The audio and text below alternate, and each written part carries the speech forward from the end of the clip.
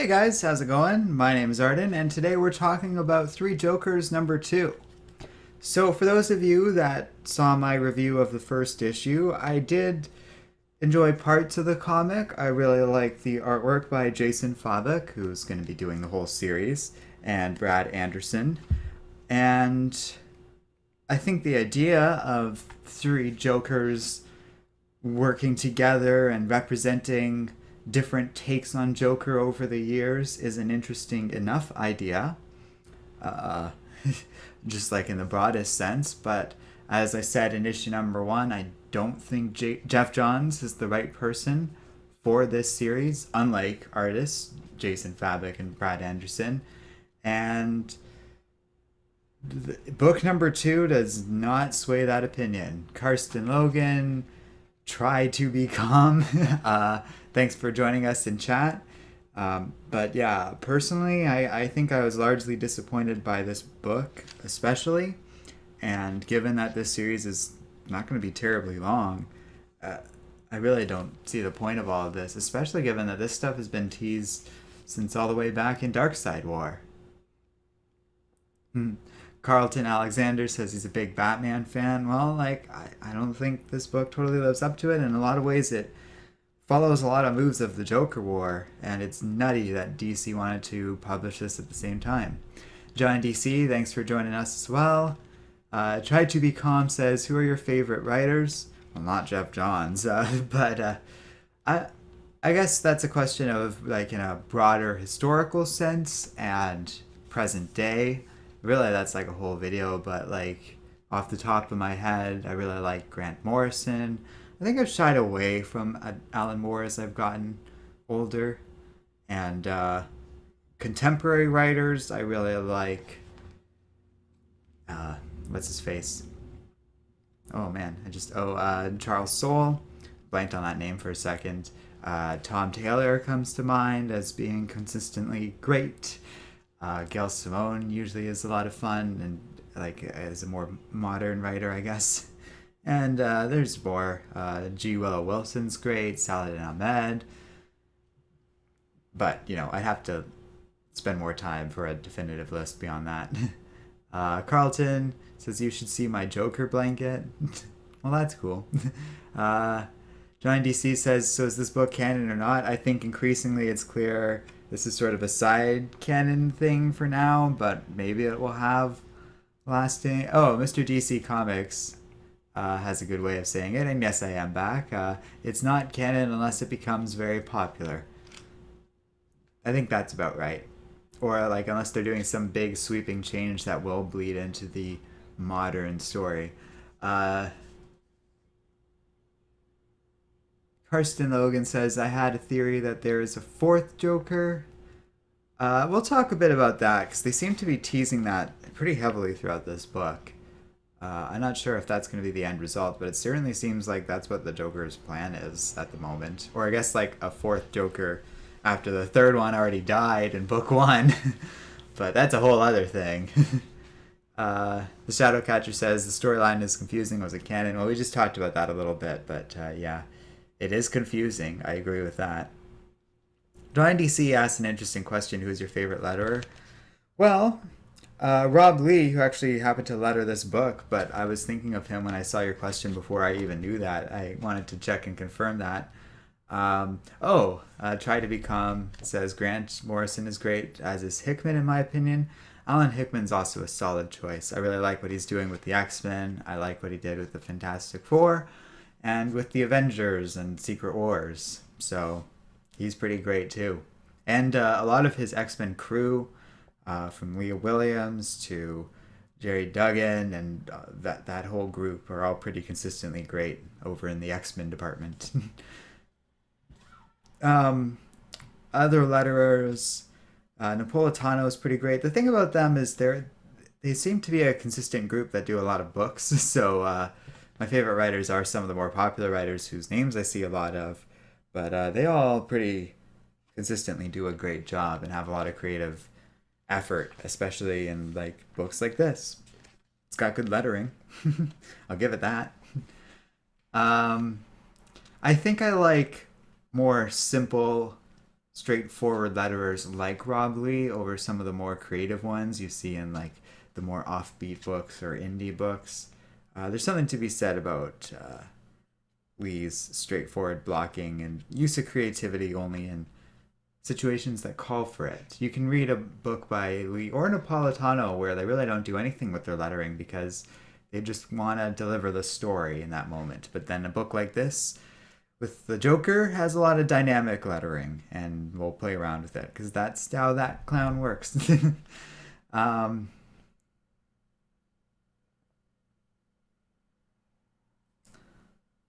Carlton Alexander, I don't know. It's just interesting how you're capitalizing all the words. I feel like that's work. But Lady Addis says, so Jeff Johns hasn't really done much with the Three Jokers story. I would say no. We'll go through this book a little bit more in a second. You guys just have a lot of questions. Sorry, Carlton, the way you wrote this is confusing me. But yeah, sometimes the writers go off the story of the history of comics and just do it so wrong. I will say you have the look of the Riddler from the Dark Knight movies. Oh, usually people say the Gotham show, which I would say is actually pretty correct. When someone pointed that out the first time to me, I was like, you know, I do look like that take of the Riddler. I think if you were to put me through hair and makeup and give me a costume like his, I would be a pretty dead ringer. Maybe a little bit of a younger version of him. But like, I would say right about now, I look like him in the early days of that show. If you go back and look at it, unless I'm remembering it wrong. I remember when someone said that because people will comment on your looks and do comparisons, and usually, personally, I don't see it. But someone said that, and I was like, damn, I don't know what that actor's name is, but I look like him. We could do an interesting. I could play his brother in something one day. But I don't know him anything other than in Gotham. So. Whatever. I'm sure he's out in Vancouver or something. It's got to be from there, right? Batman not killing the DC. Mr. DC Comics says Batman not killing the Joker makes more sense if the Joker kidnapped people who become him involuntarily. Karsten says I'm confused. Is the Joker war canon? No, I don't think so. It doesn't fit with canon at all. Well, at least not the current goings on with Batman, and it just kind of seems to be a standalone thing. And also it's Black Label, and so far no Black Label story has seemed super in canon. But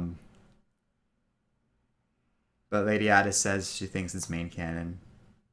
I'm not an expert. Like, I don't know for sure. That's been a debate in the comic book community, and I think it really comes down to what they're planning to do with this story. And it might not. The thing is, it might not go anywhere, so it might not matter if it's in canon. Right now, it doesn't. And the idea of multiple Jokers being out there is just going to end up being something that a writer can toy with in the future, but not necessarily will. Like, they certainly are ignoring it in the main Batman canon right now, right? Carlton says they'll twist things around. Okay, I don't know what you're saying. Quantum says Jason should have smashed Barbara for real. Okay, maybe we should just get into this book now. I think that's a good segue into this, amusingly enough. We open on one of the Jokers coming home. He goes, honey, I'm home. And there's this terrified family. And he lets this child out of a cage, and they all sit down for dinner. And he's obviously taken this family hostage or something. But then we flash back to the warehouse hideaway that the two Jokers are hanging out in. And this is all just some weird imagined thing that he's playing around with a teddy bear and a mannequin. And the other Joker chastises him for his nonsense, saying that now one of them is dead. And they cut very much to the third Joker, who has died after Jason Todd shot him, much to his delight. Or something. Whatever happened last issue. I don't care. And then there's like a crime scene of this judge, and it seems like once again there's two other Jokers and the Red Hood out there, and he like Barbara's like talking to Batman, and she's like, he murdered the Joker, and Batman's like, well, he killed a Joker, that's all we know. And they kind of debate whether or not like, they can forgive or help Jason after doing this thing. I remember liking this the first time I read it. Looking over it now, I'm just very ambivalent because it's like, I just don't care. I don't share Batman's rigid moral code, so I don't have the same stakes in it. And Jason's killed people before. Um, yeah, I don't care about any of this. Now that I'm reviewing this book and going through it a second time, well, actually, this is really my third time through the book. There's just nothing here. The art is so cool, though. I will say that. Because then we cut to like Red Hood interrogating a bunch of people trying to track down the Joker, while there's just still more talking between Barbara and Batman and whether or not they can do it. And they did find fingerprints on the crime scene with the judge that leads them to Joe Chill's cell, but he's missing from Blackgate. Oh, what a mystery. Karsten says, which Joker do you think Barbara hates? Well, here's that. That is such an important thing right there, because I don't think it matters. She doesn't know. She doesn't know which Joker did that to her. Not really. I think it's implied across this book, but I've lost track of which Joker's which. And she doesn't know the significance of the three Jokers or it imagining it at all. So she doesn't care. They don't understand this mystery yet. And I'm not jumping down your throat about the question. It's a good question. You're getting at a good point there.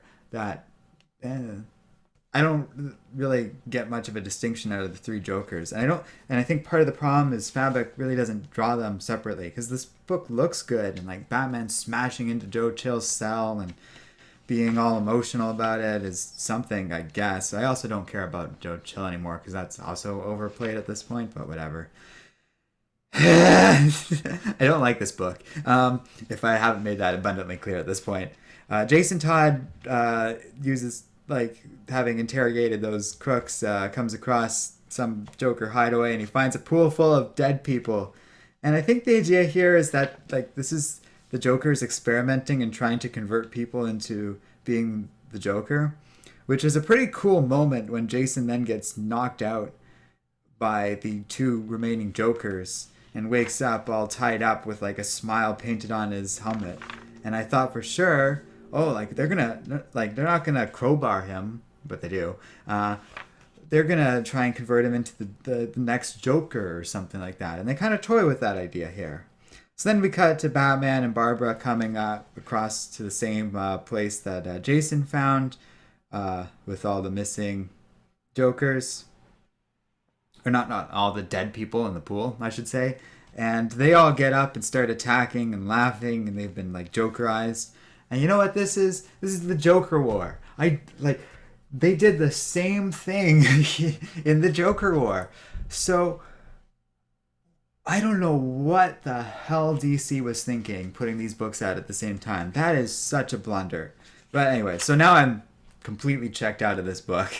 Batman calls the Batmobile and it rams through all these people, but they're like, oh, we can still save Jason. But for a second they think one of these bodies is Jason, but we already know it's not, so nothing. And then they do find Jason, and there's a little oops on the door, and his helmet's broken open, and he's, like, all traumatized, and he's like, oh, you did this to me, Batman. You put me on this path. And Barbara hugs him. And I don't think they're fully going in that romance direction, like what they were saying when we started going through this thing. But Jason wakes up in Barbara's apartment and sees chronic pain management books, which is, interesting. It's kind of cool getting back into that stuff a little bit. And then he and Barbara kiss. Because, I don't know, whatever. That hasn't been earned in this book, but it has been set up a bit.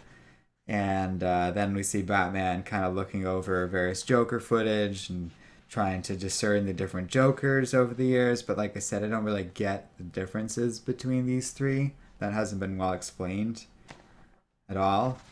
Okay, then we go back to they're in some van.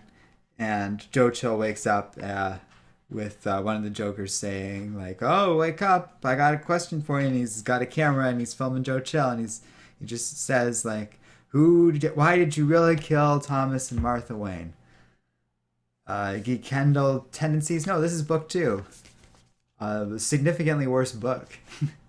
Karsten, thanks for joining us for both streams today. It was good to have you on.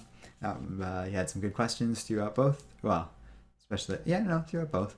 Yeah, good to have you on. But yeah, geek aside, all this is book 2, and it's a piece of garbage. I really didn't like this thing at all. I wouldn't recommend it. I think they spent years kind of like teasing this story, and there's nothing to it. I think it's only like 3 books long. I could be wrong, but I think it is. And now they're bringing up Joe Chill and Batman origin things, which is explicitly what they did in the Joker War. And the Joker War at least was entertaining and had better art. As much as I like Fabic's work here, uh, the stuff going on with Joker War, where like they had that cool page where Batman like gets up and takes out Punchline, and have that spread page based on one of his earliest appearances where it just says Batman on his cape and the lettering, and he knocks her out with like this garden burning all around them. You should read the Joker War if you want a fun story with the Joker. This is garbage. I don't know. There's nothing. Geek Kendall Tendency says it's a 3-year build up. You're right. It should be huge. Yeah, no, it should be a big deal. It should be fun. If they were doing something where it's like, oh yeah, there were 3 Jokers all along, and one was like an old-timey classic villain, and one was the lunatic from The Killing Joke, and the third is like a more modern kind of Heath Ledger-y type.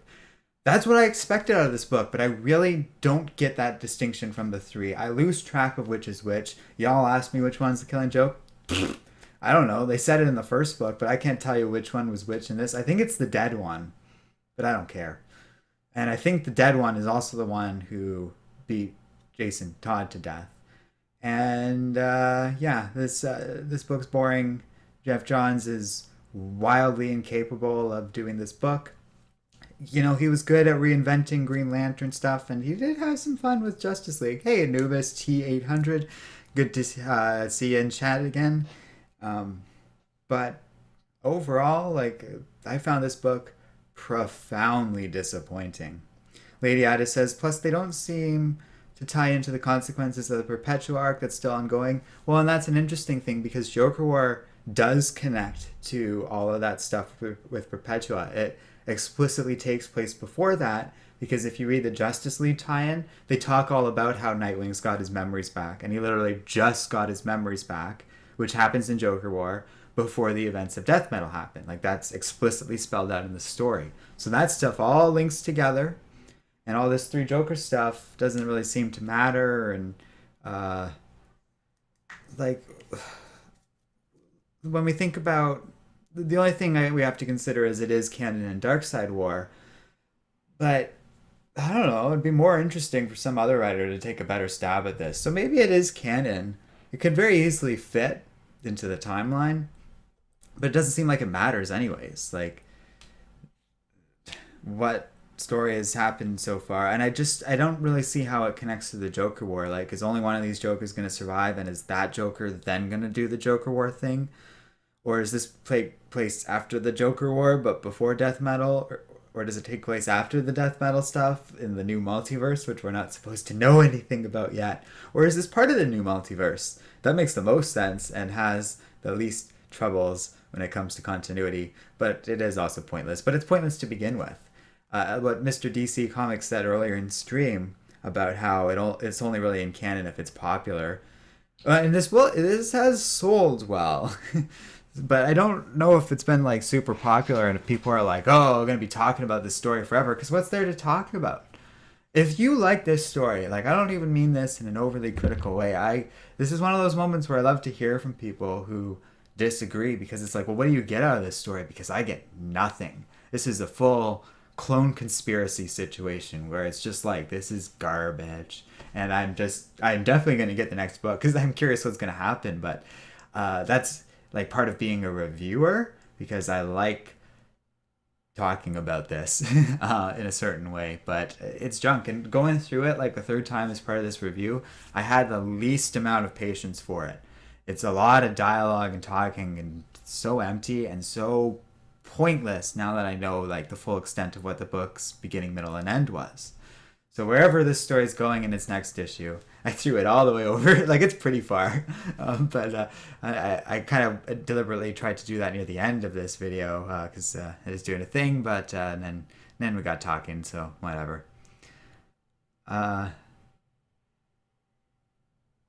Anubis says, too bad the suspense is boring. And that too. Like, waiting for 3 years really hasn't been nothing. And that leads right into another comment. Mr. DC Comics says, like, did you like Doomsday Clock, which is related to a couple things. I think it ties directly into what Anubis was saying about the suspense being a lot of pointless, because I think the dynamics behind Doomsday Clock are very similar. Because both stories, Three Jokers and Doomsday Clock, were kind of teased near the end of Darkseid War, I think. And and if not, they've been teased for a good long while in any case. Doomsday Clock at the very least started in Rebirth, but I think its earliest foundations, and it really connects to stuff first introduced one way or another in Darkseid War. Like, that's where Owlman dies and we later learn is killed by Dr. Manhattan. But I think it was kind of thought that before or something and confirmed with Rebirth. I don't know, whatever. I might be remembering it wrong. In either case, Doomsday Clock I don't think was worth the wait. Like, it was also pointless. It was just like, oh, we learned that Dr. Manhattan was the one behind Rebirth. So exciting. Did he have anything to do with Perpetua? No. It gave Scott Snyder a license to Dr. Manhattan empower the Batman who laughs in Wally West, which has been the worst aspect of death metal. Because think about explaining that. Like, I think about explaining that to my friends who are like kind of casual members of like fans of DC and maybe used to read the comics, and exposing them to that and the idea of that happening to the Watchmen characters, like that's such a farce. And I like death metal, but yeah, that's a weak aspect of it, and a lot of it kind of stems from Doomsday Clock and having to incorporate that. So I hope this isn't canon, because death metal ain't great. Geeksidle says, yeah, it should be a game-changing DC story. I mean, there is still another issue left, and they're definitely teased a couple of game-changing ideas. I think the first issue, it kind of felt for a hot minute like they were going to kind of push Barbara back into Oracle again. And that was something that would be really interesting to do in the main continuity. And then here in book 2, it felt like they were going to jokerize, like, fully, potentially. I thought that an interesting and ballsy thing to do would have been to fully say, all right, Red Hood's character is done, at least for now, and he's just a Joker. That would have been huge. That would have been significant. And there's a world where that could have been a permanent-ish change. And there's like a Joker-ish style villain now that used to be Jason Todd. That's something. You could turn that... A committed company with a strong writer could turn that into something that people would remember. So maybe issue 3 is going to do some big thing with one of these characters that is going to be a change, but I don't think so. And that romance that came out of nowhere between Barbara Gordon and Red Hood is very, very Killing Joke movie. Let's just put it that way. It came out of nowhere. It's pointless. It doesn't service either character in a proper way. I like the moment where he's like going through her stuff and seeing the book about like chronic pain and stuff like that. But you don't need to do a kiss to have that scene, do ya? Uh-oh, I lost track of where I was in chat. Mr. DC Comics says, I would like for Wonder Woman to have some stories outside of continuity like Doomsday Clock. Or, you know, it's cool that she's like the backbone of death metal. That's like one of the strongest aspects of death metal. Death metal has real pros and cons, unlike Joker Wars, which just is all gone, as far as I can tell, aside from the slim aspects of the art I do like. And like, you know, these covers with the faces are something. They're okay. The artwork's something. It's good. It's very detailed, and it does have its moments. I don't want to downplay the artwork too much, but like I said, it doesn't do the distinction between the three Jokers any favors. You could draw that differently and make the three Jokers and their differences more significant, and they could evoke different eras of the Joker more specifically to better cue us as to which Joker is supposed to be what. Because as of now, I don't know. I don't know which one's supposed to be which and how that works. Akbar says the art is a triumph. Oh, and it's also good to join you. I saw you said, hey, Arden, been a while since I've been to the live stream. I think the art is good in most aspects aside from that Joker aspect. I think otherwise the art is phenomenal. Yes. That's a good way of putting it.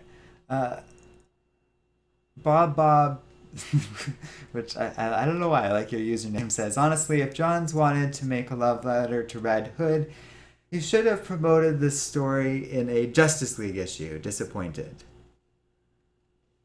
Yeah, okay, that's an interesting perspective. I think a standalone thing works fine. Oh, but I get what you're saying. Because, yeah, this shouldn't be a story about Red Hood. This should be a story about the Jokers. Yeah, that's more than fair.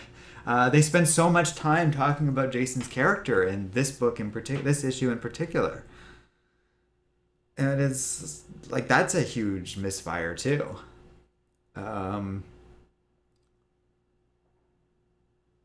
Okay, I'm gonna say this now. Okay, I'm gonna say this now. We are losing track of chat a little bit. So if you want yourself to be heard for sure, there is like super chat and stuff because people have been doing that more. But I'm gonna just keep up with it as best I can from here on out. Okay, we've done that before. I'm just letting people know. Bob says. Oh wait, I already read that one. Oh no, sorry. Lady Addis says, I feel like it was done because DC's board of directors wants to keep rights to republish the whole Watchmen stuff.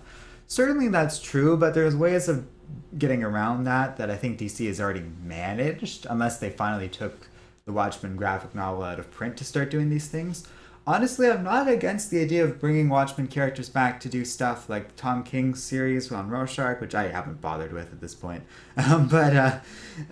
or like other weird standalone stories, or even stuff where like, is it Rorschach teams up with Batman or something, or like you have Superman go up against Ozymandias with the weird writer in a side series where like they just tear up the world or something fun.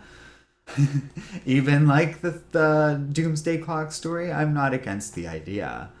Jeff Johns is just a terrible choice for that. So are a lot of mainstay DC writers, but there are people out there, maybe Saladin Ahmed, who could have done something interesting with it. Not Jeff Johns, though. Okay. Bob says, gonna read the last issue on Read Comics on... Okay. I think... I'm not gonna endorse that, but you do you. I'm not gonna judge you for that personally, let's put it that way. I am buying it, but I have always said vote with your wallet. As a critic, I have a bit more of an impetus to buy things to inform people whether or not they should buy or invest in a book. And don't buy this. Like I said before, they even specifically have a current Joker story that's, I think, more worth your time, even though it's already on shaky ground, and that's the Joker War. I think any Batman fan would enjoy the Joker War more than this. Unless you're like a huge fan of what they're doing here for some reason. But like even if you're specifically a Joker fan, then I think you'd like the Joker War more. And that feels more like a different and cool Joker story. All about Joker kind of taking advantage of knowing who Bruce Wayne is. So what's this story up to that's different? Because they even have undead people, which I didn't like from the Joker War. If you'll go back and watch my Joker War reviews, I was not a fan of that part. And they did it again here. I couldn't believe that when I saw it. I think I laughed at it the first time I read it, to be honest. And yeah, and that's always a good sign when I'm laughing at your Joker book. Well, like in theory you should be, but that wasn't intentional. Anubis says, and me thinking the Batman Joker from Death Metal was like the fourth official Joker. Oh well, technically that's true. I mean, if we're counting Jokers.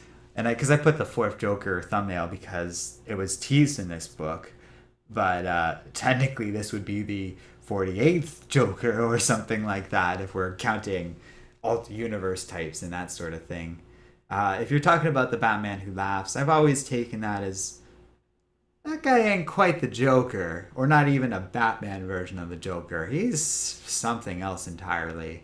I will give Scott Snyder credit for it, and people have talked about him being overused since his introduction, but I think that's worth doing with an interesting character like that. Like, I couldn't have gone in more skeptical to the Batman Who Laughs solo series, but I like that thing, and we did a whole little complete story video on it because I enjoyed it. Akbar says, oh, I already read that. Geeksidle says, OMG, I love Jason Joker. Yeah, like I was talking about that earlier. It's probably in response to that. That idea could have been something. And then they teased it and abandoned it, and I don't think it's happening now. And we were so close. Like they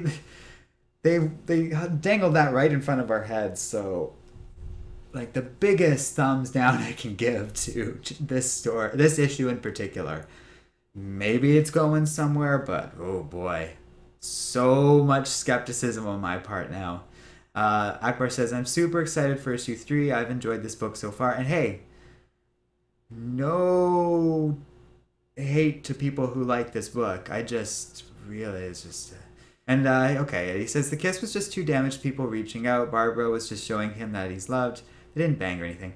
Okay, and that's true. When I just meant that I was like, Barbara is like getting around a little too much with the Robins. I'm not saying like, and same thing, like just, I'm getting specifically just a little frustrated with that just because it's an uncreative choice. What it reminds me of, and you're making a good point there, Akbar, is, but personally what I thought of when I read that is I was thinking of, it's like a sitcom where the characters are getting into relationships with each other and over breakups and like the course of seasons it's intermingling and I don't like it because it doesn't feel very realistic to friend groups. I guess that sort of thing can kind of happen, but not to the level of like sitcoms, and that's almost what I feel like we're treading on when we get to that level, because you have like Tim Drake and Stephanie Brown, you have Dick Grayson and Barbara Gordon, and now apparently also Jason Todd. Like, can we not do that?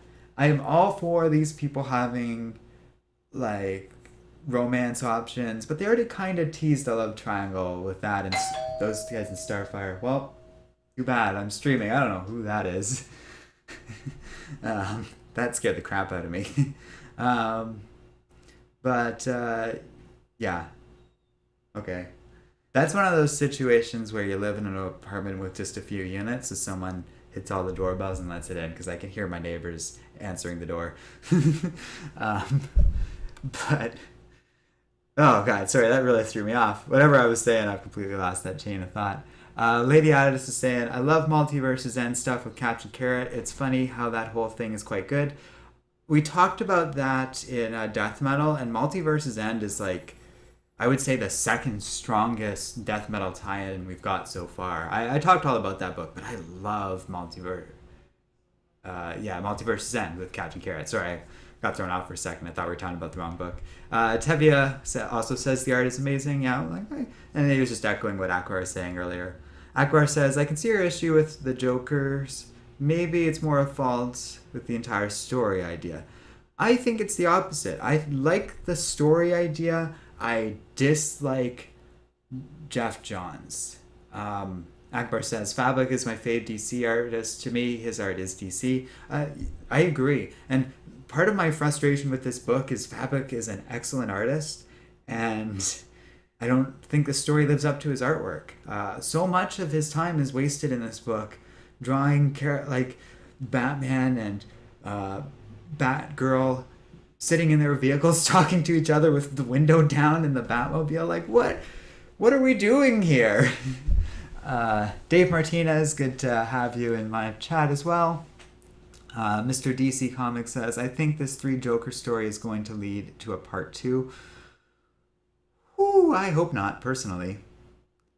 Akbar says, hey, Tevi, seen you around a lot of the comic channels. It's cool when you guys are like active in these different communities and stuff. I am still too isolated from like Comic Story and some of those people who are friendly to us and we need to get more like involved in and work together with. It's just that everything's busy. Johnny DC says, it's a shame that we went from a philosophical concept, Dr. Manhattan, to Batman to Batman Who Laughs, Dr. Manhattan.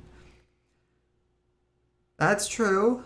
I This gets into my frustration with Jeff Johns as a writer. I think he's great at superficial nonsense fun, like everything he did with Green Lantern or Justice League in the New 52.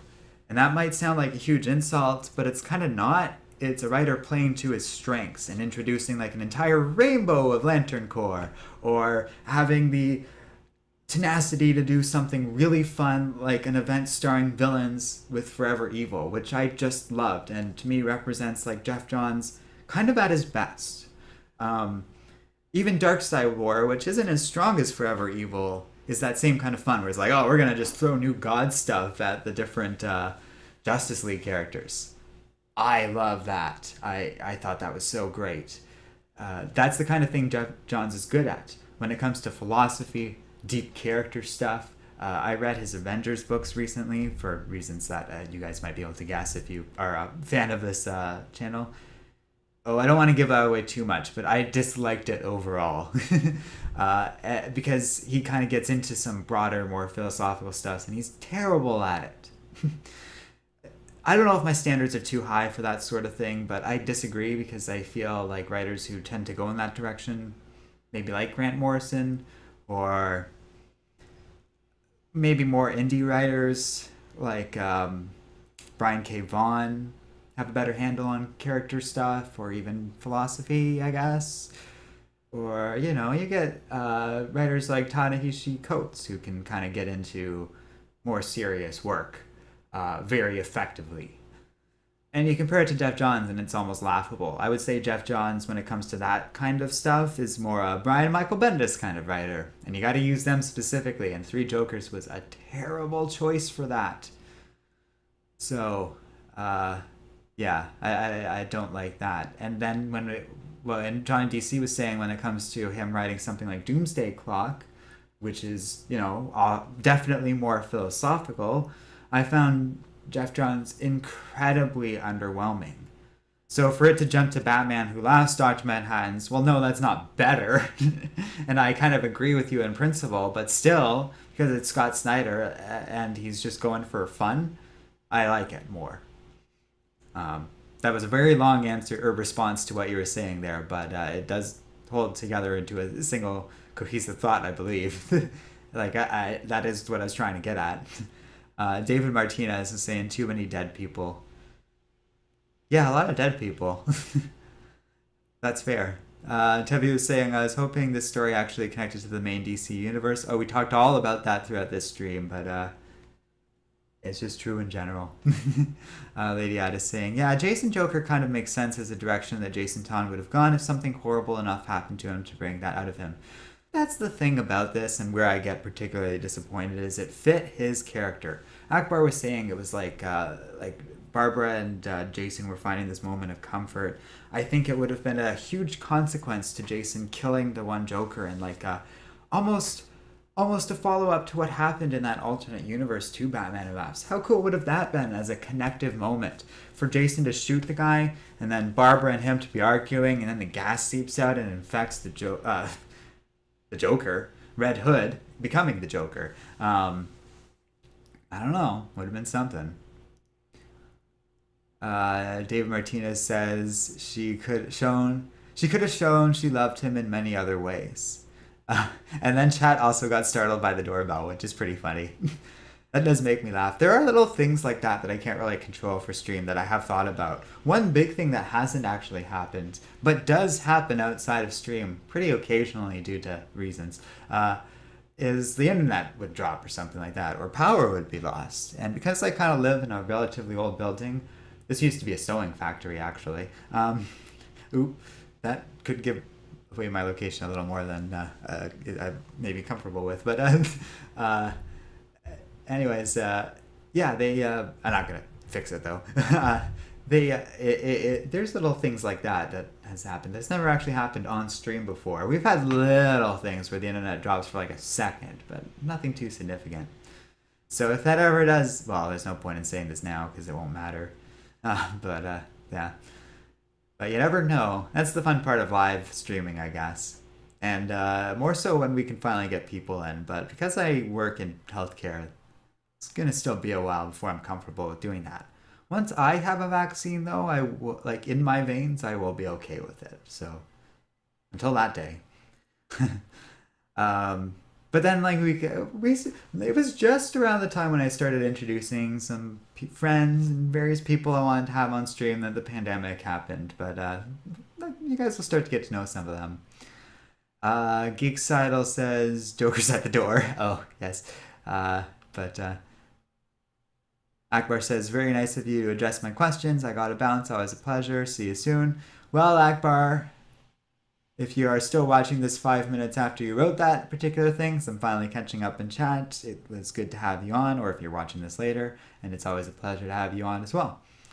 Mr. DC Comics says, did you like Batman Earth 1?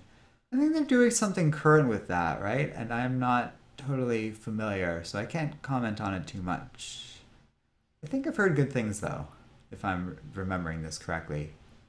Or I'm all mixed up and turned around.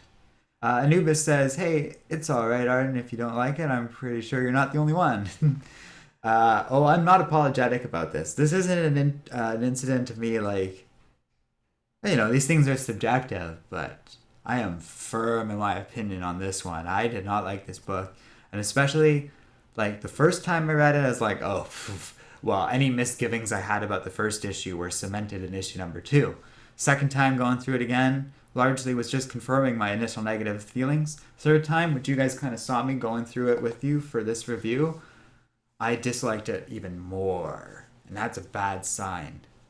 That's a terrible sign, because that's the sort of thing, like, there's like movies out there, including Dark Knight Rises, that I like more over time. I didn't like it much when I saw it in theaters the first time, but now it's like one of my favorite Batman movies. If not my favorite, we recently ranked it, and I did rank it as my favorite, so I guess we're going to go with that for now. But I think there's room for a new favorite at this point. Hopefully Robert Pattinson can take that spot.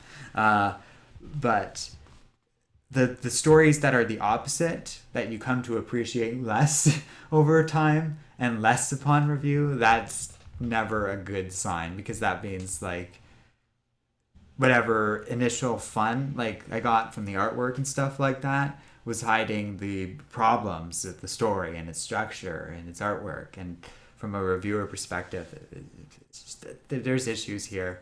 And in some ways, it's a good warning bell for people. I wouldn't recommend you check it out, but if you're excited about this book, maybe open yourself up to the possibility of being disappointed in this ending.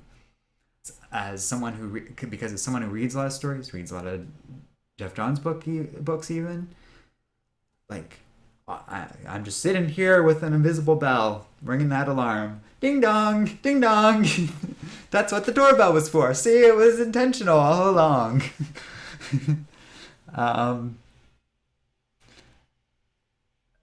John DC says, speaking of movies, what's your favorite movie ever, or Batman movie? If you're talking about Batman movie, we did a whole stream on that, and I recommend you search it, because we had Comic Uno on and my buddy Ben, and we had a lot of fun with it. I would say check it out. And I did actually say it earlier with the Dark Knight Rises, is that if you're talking about movies in general, that's a fluid, difficult question.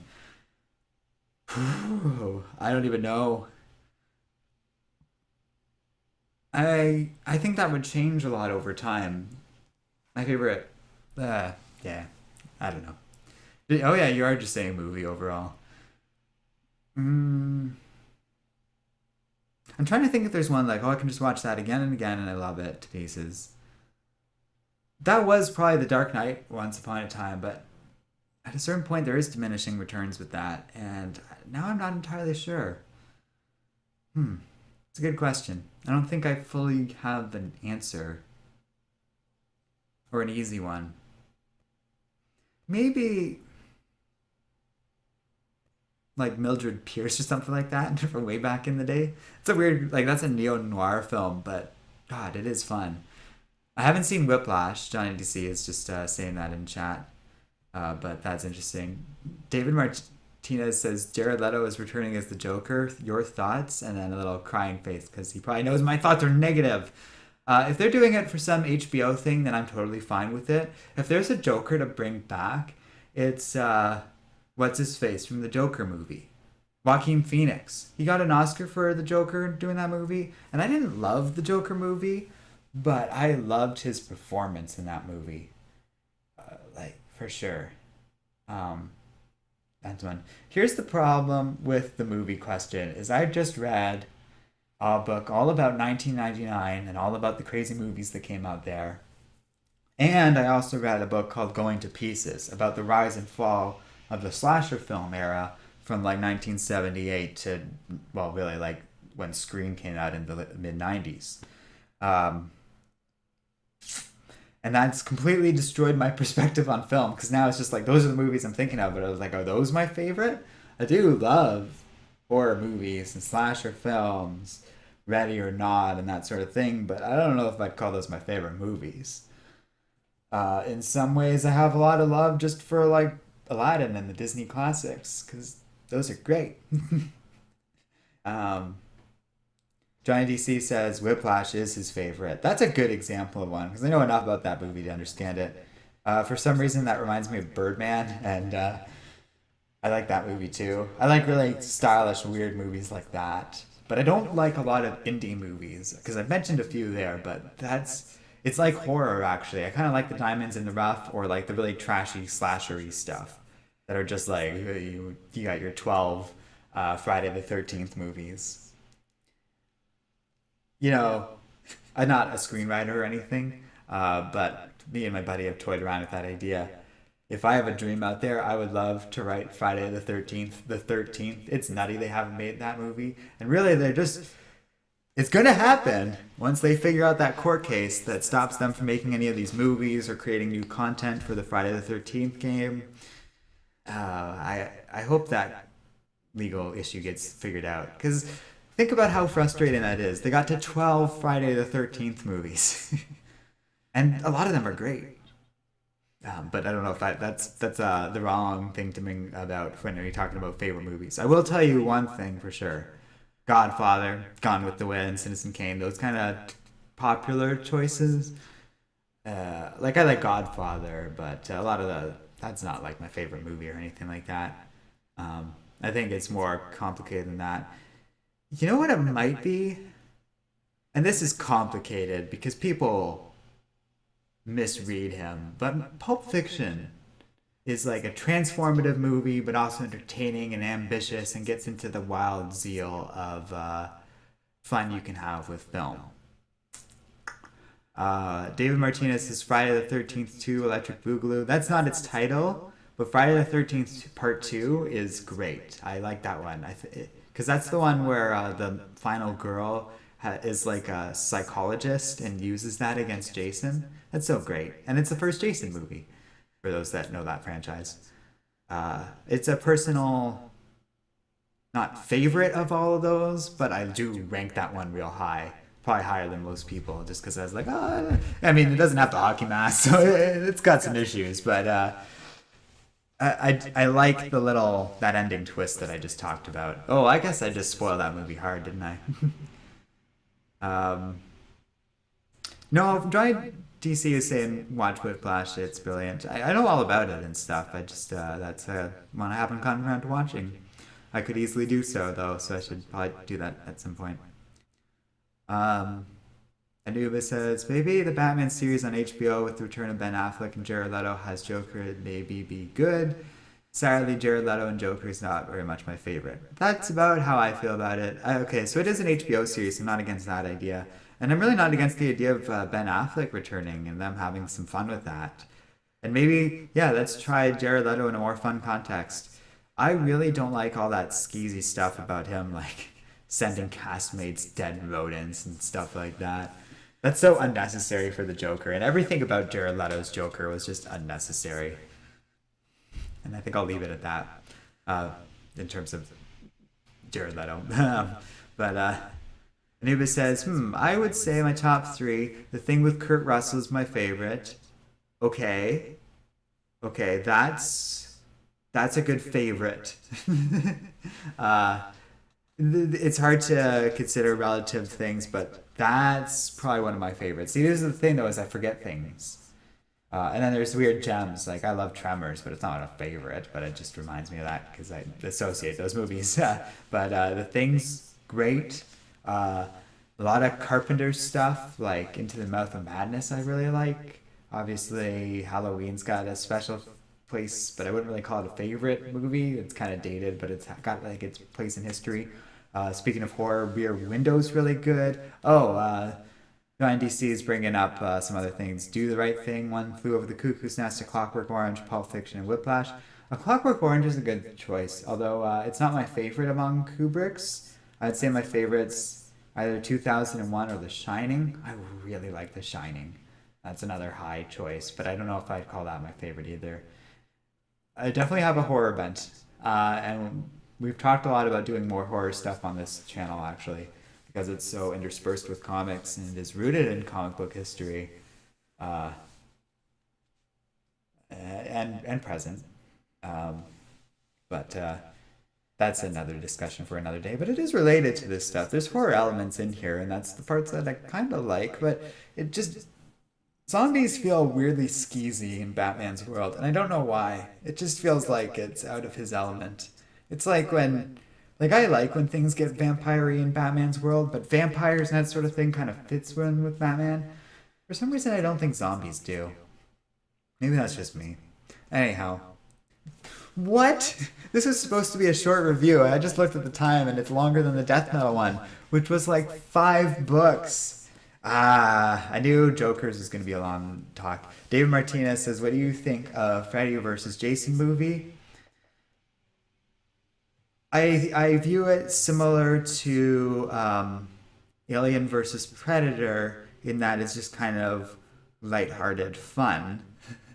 And there's elements of Freddy versus Jason I really like, but I think Alien versus Predator is a much stronger movie for several reasons. Um, Really, all you need to know about the Freddy versus Jason, or my favorite part at least, is when he hits that lady with the machete and sends her flying. There's a lot of characters that go flying in Freddy versus Jason. It's almost cartoonish, but it's fun. I feel like a better person could have done more with that.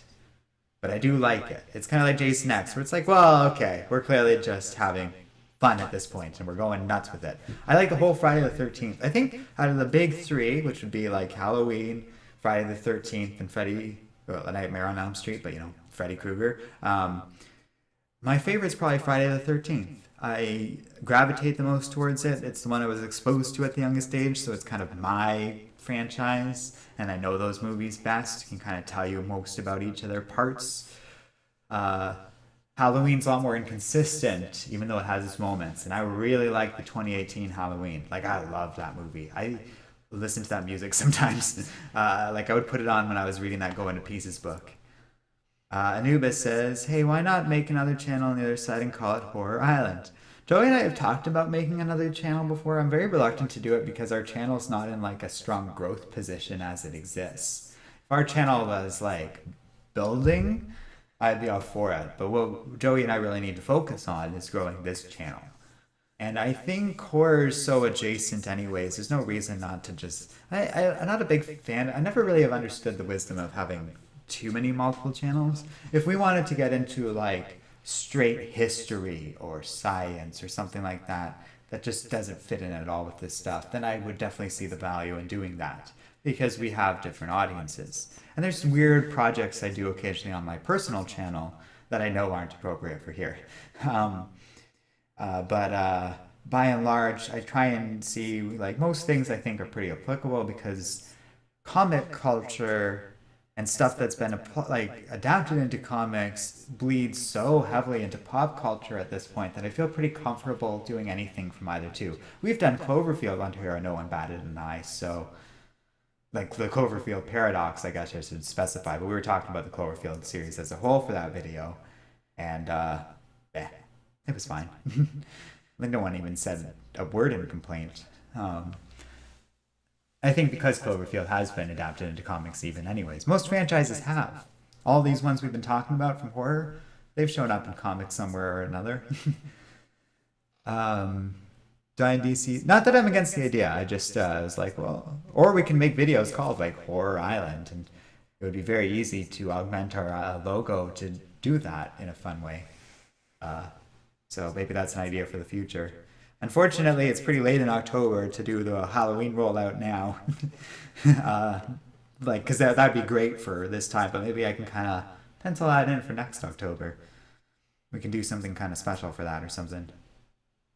Um, 90C says 2001 is a perfect movie on a technical level, but Clockwork is perfect in every way.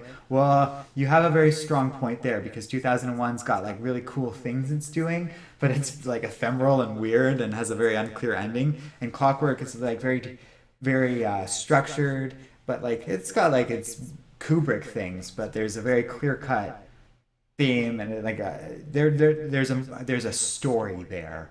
2001's a lot more vague in its story and loose compared to Clockwork Orange, and that's a good point. I love Clockwork Orange. I just was like, well, like you brought it up, and I was like, well, for whatever reason, it's not my favorite Kubrick one. And like I said, I love 2001, but I think it goes for me Shining, 2001, Clockwork Orange, and then like what's that other one? Oh, Doctor Strangelove, blah blah blah blah blah, and then like at the bottom is AI, which isn't really him, and Eyes Wide Shut, which actually I hadn't really seen until I very recently, and I got bored and turned it off because I was just like, okay, there's nothing here, nothing worth watching at that point. Like I just didn't get anything out of it. Anubis said, my favorite look for Jason for me is Jason X. That's an interesting thought. In some ways, my favorite look is like when he's actually Jason and he's all messed up in part six. Part six is an awful movie, but there's aspects of it I like where he's like almost a demon in that one. That idea of him just being worn down over time is kind of cool. In a lot of ways, part four is just like a good classic. For a lot of people, that's their favorite Friday the 13th, and I guess it is for me too. I don't know why I was saying for a lot of people. Hey, oh, okay. Johnny DC says, hey, can you recommend some horror, please? Got to catch up on some classics. So you said, hey, can you recommend some horror, please? And my mind jumped to, oh, well, if you want to talk about horror, I've been enjoying a lot of recent things like Ready or Not. Oh, crap. I said a lot of, Doctor Sleep. And I've been catching up on random ones that I'm all of a sudden blanking on. In terms of classics, I think a lot of the ones we've been talking about have been pretty good. Friday the 13th Part 4 is a fun slasher. I think I was about to bring it up, how I got distracted. Hitchcock, I really like Rear Window. I think that movie holds up the most out of his stuff, but then like Psycho's a classic. You gotta have the right mindset for old horror movies. Or Suspiria, if you want something weird, from 1997. Nope, 1977. But also its remake from 2018 is really good. They have different movies, but they got value. Suspiria is weird, though. You gotta be prepared for full weird. I like the old monster movies, or like stuff like The Cabinet of Dr. Caligari, like the foundations of horror and early like German, like what's it called, symbology and stuff. Basics. Those are interesting movies. Bride of Frankenstein's an old gem. If you want to talk about real classics, uh, but Tremors is also a great classic. That's a solid movie. More, I don't know if it's full horror, but I love that movie. Okay, that's so great. I feel like I'm blanking. The Thing. Someone said that earlier. I think you said that, didn't you? Johnny DC? Someone said that. That's a good one. Um, Into the Mouth of Madness is great. I don't know if I'd go so far as to call it a classic. It's like a 90s. Johnny DC says, ever watched The Blob 1958? Not that one, but I've watched the 80s remake, and I like that. Pasia says Critters. That's a good choice. He just gave you a solid recommend there. Uh, I just watched a review of it, so that's why it came to mind. But The Gate, but that's like a young adult horror, but it's a good classic. Oh, and then all the King adaptations. Well, not all of them, but some of them are great. Like the old Pet Cemetery is a lot of fun. Um, it's a Carpenter movie, so people really like Christine. I'm not a personal huge fan of it. Uh, and then there's some cool new stuff that I'm starting to come, like my memory's catching up to, like Hereditary, um, The Witch, and Midsummer are all movies that I feel I don't know what to call them, but like they're excellent and they're all kind of new. It Follows is along those lines. I've also been watching, and I'm late to the game and party on this, but American Horror Story. That's been my like new thing for October. And like I said, I'm very late to this. This is like a 10-year-old show, and I've just finished season two, but it's awesome. I didn't expect much out of it because it was like horror TV and it was like an old show at this point, like especially going back to the beginning. But I would totally recommend American Horror Story. So far, those first two seasons really caught me off guard, just because, like, I'm pretty caught up to like 2020 horror. A lot of people really like Invisible Man too. I don't know why I said that too. That's a good one as well. I say that because I got like 10 recommendations for it before I finally saw it. But yeah, Invisible Man's like the last movie that came out in theaters before it all ended. And it's pretty good. It's hard for me to watch Elizabeth Moss, but that's on me. That's like a personal grudge I have against any Scientologist. But yeah. David Martinez says they originally were going to have Pinhead from Hellraiser at the end of Freddy vs. Jason. I didn't know that. That's awesome. David Martinez also says, have you read the Alien vs. Predator comics? I've read a whole bunch of them. They're great. I guess I can't say I've read them all, but I've read good ones. And they did one recently that like dealt with Prometheus stuff, like fire and something. I really liked that. Would totally recommend it. It was interesting and gave some closure to stuff that happened in Prometheus that I, for whatever reason, felt I needed. Oh, and you want to talk about a classic horror movie? Oh, and you want to, okay. Because someone asked earlier what my favorite all-time movie is, and I teased a bunch of stuff and danced around the issue because I have trouble answering it. It might be 1979 Alien. Just not Aliens. I don't actually like Aliens that much, but I love the first Alien. I think that's like the perfect horror movie, and it totally holds up. If you haven't seen that, like, damn, that's a good one. And I know we've gotten way off the rails for this review, but A, it's October, and B, and like pretty late October, but like it's pretty horror-y, and I think a more horror bent probably could have done this book favors, and like a horror Joker movie would be cool. That could be a whole franchise. And to be honest, I think in some ways they're a little afraid of like sequels and stuff these days in a way they shouldn't necessarily be. There's probably I was thinking about that when I was looking at how Platinum Dooms went about making a remake of both Nightmare on Elm Street and Friday the 13th. The Friday the 13th remake I personally like. The Nightmare on Elm Street, like everyone else, I don't like. But in both cases, I don't think either were terribly financially successful, and you kind of get that from the fact that we haven't really heard or seen much. Although they can't make another Friday the 13th movie because of legal reasons right now. But they didn't make another Nightmare on Elm Street, and it's been since 2010 at this point. So obviously, I think Platinum Dooms was a little disappointed, and if you look at the horror they do these days, they've kind of gone in a different direction, which isn't terrible. But I think the excitement for a sequel to one of these franchises, like where they go like, all right, we're going to do like Friday the 13th, is way more excited than doing a remake or anything like that. And I don't know what number we'd be on for Nightmare on Elm Street. Let's see if I can figure it out. Part 1, Part 2. Part 3 is Dream Warriors. Part 4 is Dream Child? No, Part 5 is Dream Child. Part 4 is Dream Something. Part 6 is Freddy's Dead.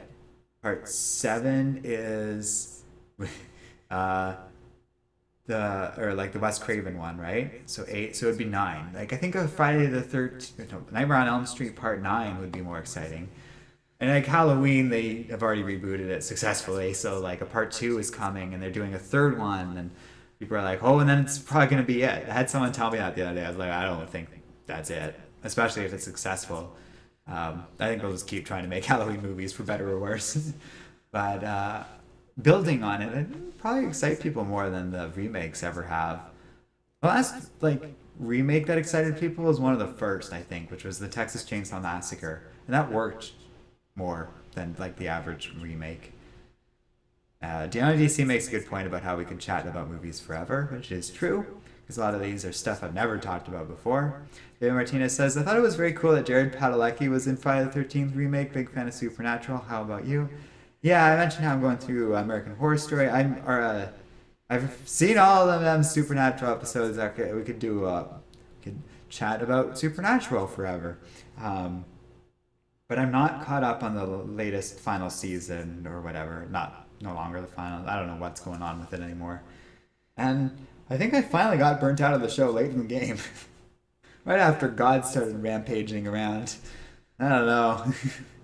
But I think what I'm waiting for is for all those episodes to just be dumped on Netflix, and then I can just watch them, to be honest, like the last batch. But the thing about Jared Padalecki in the Friday the 13th is that was a little distracting because I'm such a Supernatural fan. But I didn't hate it. It's just weird because I look at him and I see Sam. That is Sam, I think, right? I get them mixed up. And that kind of sucks because I believe, I don't know how well he knows them anymore, but Joey does personally know Jensen Ackles. And I have a sweater somewhere from Jensen Ackles because of that. So I should know the difference between those two, but I get them crisscrossed. Oh, that is Sam. Okay, thank you. David Martinez says, love the Supernatural crossover Scooby-Doo. That was great, and I don't want to just like that last season was strong as hell. I would say season 13 of Supernatural was one of the strongest seasons of the entire like insanely long run of that show, which really says something. They really kind of came back in a big way because I'm not as much a fan of the later seasons like everyone else, but they were doing weird stuff like the Scooby-Doo crossover, and it's great. And for those wondering what show we're talking about that crossed over with Scooby-Doo, it's called Supernatural, and it does some pretty interesting things, especially with horror over the years. Like if we're talking about horror recommendations, in an era of lockdowns and pandemics, Supernatural is a strong choice for a binge. I remember watching that show when it first came on the air, and I've kind of been an on and off fan ever since. Giant DC says, the best horror movies are realistic extreme horrors depending on where you live. That could actually happen to anyone. That's true. Sometimes weird ones are good, or ballsy ones. The Mist is a personal favorite of mine.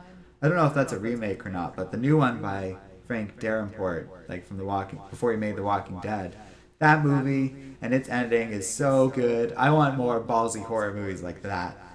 Period. That's like one of the best Stephen King adaptations too. I am indifferent to the whole black and white thing. I think that,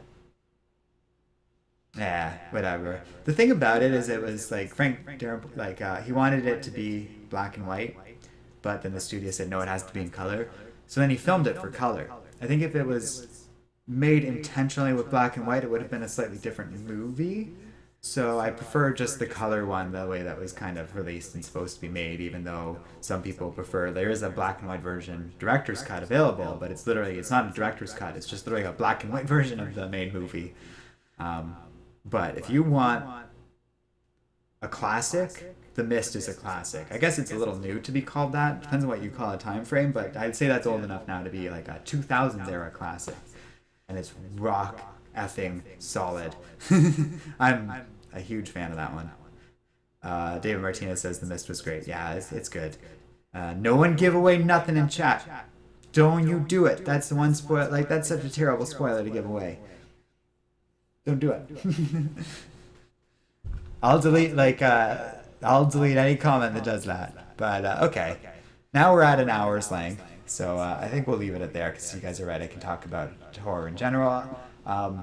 We do kind of have plans to do something a little more ongoing with movies, just because comics are so ingrained in them in general, but with a big horror event too, because I think there's a lot of room for that called in that. David Martinez says there's a movie called The Fog. I have heard good things about the original. I don't like the remake. I haven't seen the new one. Ryan DC says The Mist isn't great, to be honest. 2009 one, that is. Unless you're thinking of The Fog. I think The Mist is great. It's got the Punisher in it. It's got a bunch of Walking Dead actors in it. It's got a lot of like kind of classic old movie bits and aspects to it that really works, and it's very Stephen King. Stephen King's not for everyone though, because his characters are a little oogie, or not oogie, they're very over the top, and he's got a very specific way of writing dialogue that kind of bleeds through into a lot of his adaptations and stuff. And I like it because it kind of you like over time you learn what to expect out of him, and he's got a fun way of writing. Personally, I'm working my way through the Gunslinger books right now, and I'm quite enjoying it, but it's not for everyone. That's true of the Gunslinger books for sure, but just Stephen King's writing and take on horror in general. And I understand that. But I've always been in the pro-King category, personally. Okay. Alright. Chat's gonna keep going. David Martinez says, I thought it was cool that Thomas Jane came back as the Punisher in the short film called Dirty Laundry. I didn't know that. But there's gonna...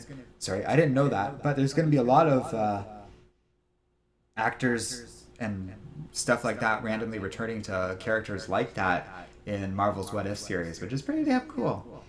Maybe they can get Thomas Jane to come back. Although it'd be even more cool to get Joe Bernthal to do something like that again. Eventually, whatever agreement they have with Netflix will expire, and they can use like Daredevil, Punisher, and those characters again in live action stuff. And it's not that long. I did check the time frame. It's like a couple years from now, I think, or something like that at most. And maybe not even that, because this was a while ago that Disney and Netflix broke up.